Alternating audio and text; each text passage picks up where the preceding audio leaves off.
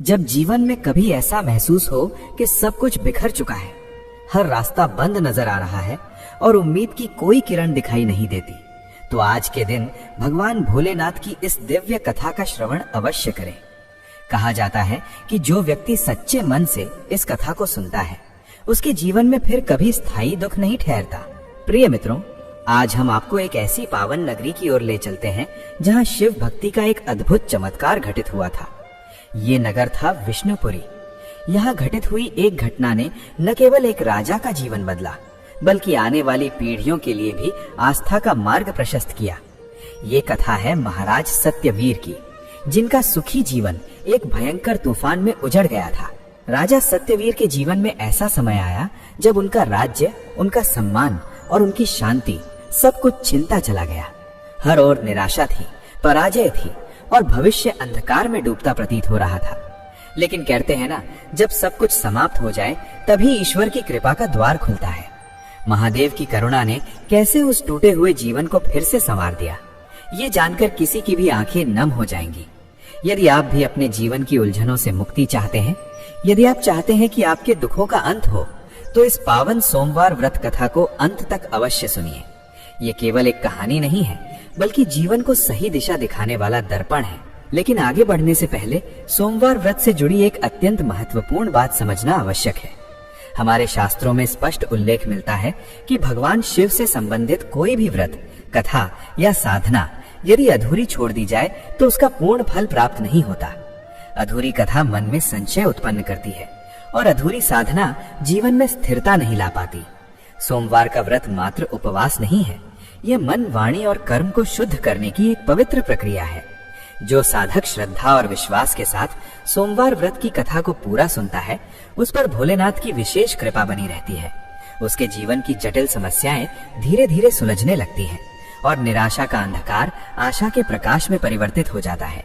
इसलिए आपसे निवेदन है कि इस पावन सोमवार व्रत कथा को पूरे ध्यान और श्रद्धा के साथ अंत तक अवश्य सुने। संभव है कि कथा का कोई एक प्रसंग, कोई एक वाक्य आपके जीवन की दिशा ही बदल दे और आपको शिव तत्व के और समीप ले जाए। यदि आप स्वयं को सनातन परंपरा से जुड़ा मानते हैं, तो ये आपका कर्तव्य भी है कि इन दिव्य शिक्षाओं को केवल अपने तक सीमित न रखें, बल्कि परिवार, मित्रों और समाज के साथ भी साझा करें।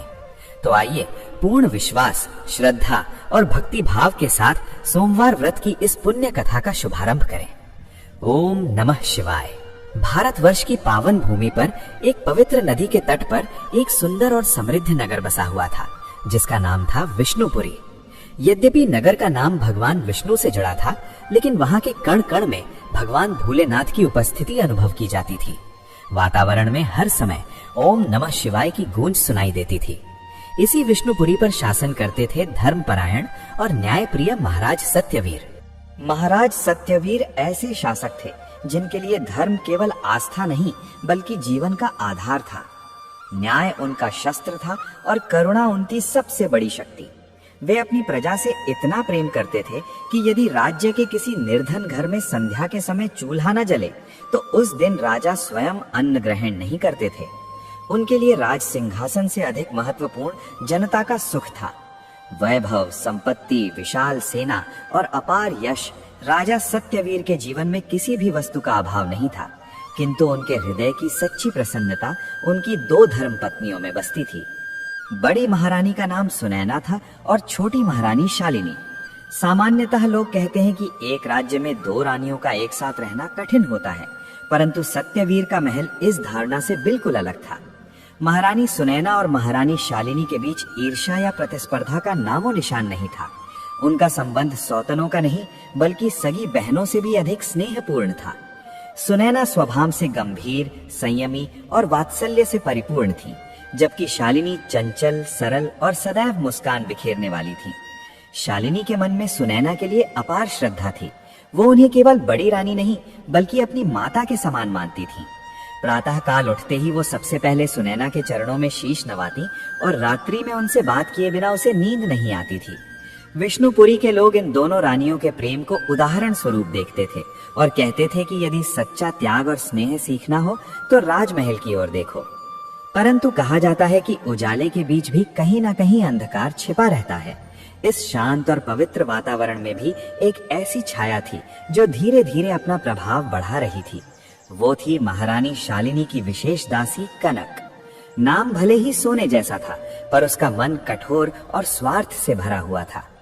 कनक बचपन से ही शालिनी के साथ थी और इसी कारण शालिनी उस पर अत्यधिक विश्वास करती थी। लेकिन कनक के हृदय में जलन की अग्नि सदा सुलगती रहती थी। उसे ये स्वीकार नहीं था कि उसकी स्वामिनी शालिनी सुनैना को इतना मान सम्मान क्यों देती हैं। कनक की इच्छा थी कि सारा अधिकार केवल छोटी रानी के हाथ में हो, ताकि परोक्ष रूप से वही महल की सत्ता चला सके। एक समय की बात है, सावन का पवित्र महीना चल रहा था। महाराज सत्यवीर भगवान शिव के दर्शन कर लौटे थे। अपने साथ में एक अत्यंत दुर्लभ और अलौकिक कंगन लेकर आए थे, जो रत्नों से जड़ा हुआ था और जिसकी आभा ऐसी थी मानो आकाश के तारे उसमें समा गए हों। राजा सीधे महारानी सुनैना के कक्ष में पहुंचे, जहां उस समय महारानी शालिनी भी उपस्थित थीं। राजा ने वह कंगन निकालकर प्रेम पूर्वक सुनैना की ओर बढ़ाया और कहा कि ये विशेष रूप से उनके लिए लाया गया है, क्योंकि ये उनकी कलाई की शोभा बढ़ाएगा। सुनैना ने कंगन हाथ में लिया। उसकी चमक से पूरा कक्ष प्रकाशमान हो उठा, परंतु उन्होंने न तो उसे पहनने का प्रयास किया और न ही अपनी कलाई से लगाया। मुस्कुराते हुए उन्होंने वो कंगन शालिनी की ओर बढ़ा दिया और कहा कि ये आभूषण उनकी छोटी बहन पर अधिक सुंदर लगेगा। आप ये कंगन शालिनी को ही पहनाइए। महारानी सुनैना के मुख से निकले ये शब्द सुनकर महाराज सत्यवीर का हृदय प्रसन्नता से भर उठा। वे मंद मुस्कान के साथ बोले, सुनैना, तुम्हारा यही त्याग मुझे सबसे अधिक प्रिय है। ये कहकर महाराज ने स्वयं अपने हाथों से वो कंगन शालिनी की कलाई में सजा दिया। कंगन पहनते ही शालिनी आनंद से झूम उठी। उसकी आंखों में चमक आ गई। उसने तुरंत सुनैना के चरण स्पर्श किए और भावुक स्वर में बोली, दीदी, आप सचमुच संसार की सबसे अच्छी दीदी हैं। ये कंगन मुझे बहुत प्रिय है। उस क्षण सब कुछ अत्यंत सुंदर और सुखद प्रतीत हो रहा था, परंतु उसी कक्ष के एक कोने में खड़ी दासी कनक ये दृश्य देख रही थी। उसके मन में प्रेम नहीं बल्कि ईर्ष्या की ज्वाला भड़क रही थी। उसे ये त्याग नहीं बल्कि बड़ी रानी की चतुर चाल दिखाई दे रही थी। वो मन ही मन सोचने लगी कि बड़ी रानी कितनी चालाक है। कंगन देकर स्वयं को महान सिद्ध कर लिया और महाराज की दृष्टि में और ऊंचा स्थान पा लिया। मेरी भोली महारानी ये नहीं समझ पा रही कि उसे अधिकार नहीं बल्कि छोड़ी हुई वस्तु मिली है। संध्या समय जब महारानी शालिनी अपने कक्ष में अकेली थी और बार बार उस कंगन को निहार रही थी, तभी कनक वहां पहुंची। उसने जानबूझकर उदासी का आवरण ओढ़ लिया, जल का पात्र रखते हुए गहरी आह भरी। शालिनी ने ये देखा तो चिंतित होकर पूछा, कनक, तू इतनी उदास क्यों लग रही है? देख, दीदी ने मुझे कितना सुंदर कंगन दिया है। कनक ने बनावटी मुस्कान के साथ कहा, हाँ महारानी, कंगन तो निस्संदेह सुंदर है, पर काश ये आपको सीधे महाराज ने दिया होता, न कि किसी और के हाथों से होकर। ये सुनते ही शालिनी के चेहरे की प्रसन्नता क्षण भर में फीकी पड़ गई। उसने चौंक कर पूछा, तू ये कैसी बातें कर रही है? महाराज ही तो ये कंगन लाए थे और दीदी ने स्नेह से मुझे दिया। कनक धीरे धीरे शालिनी के समीप आई और धीमे स्वर में उसके मन में शंका के बीज बोने लगी। वो बोली, मेरी भोली महारानी, आप अभी महल की राजनीति नहीं समझती। जरा सोचिए, महाराज सबसे पहले किसके कक्ष में गए थे? आपके पास नहीं, वे बड़ी रानी के पास गए थे। उनकी पहली पसंद वही थी। जब उन्होंने कंगन नहीं पहना तब वो आपके हिस्से आया। क्या ये अपमान नहीं है? शालिनी ने असमंजस में कहा, नहीं कनक, दीदी मुझसे बहुत प्रेम करती हैं।